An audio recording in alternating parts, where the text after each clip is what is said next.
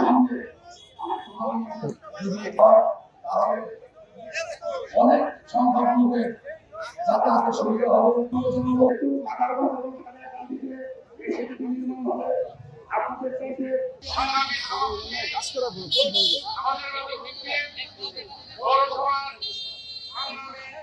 আমাদেরকে দিতে হবে, দিতে চান, দিতে হবে, আনতে হবে।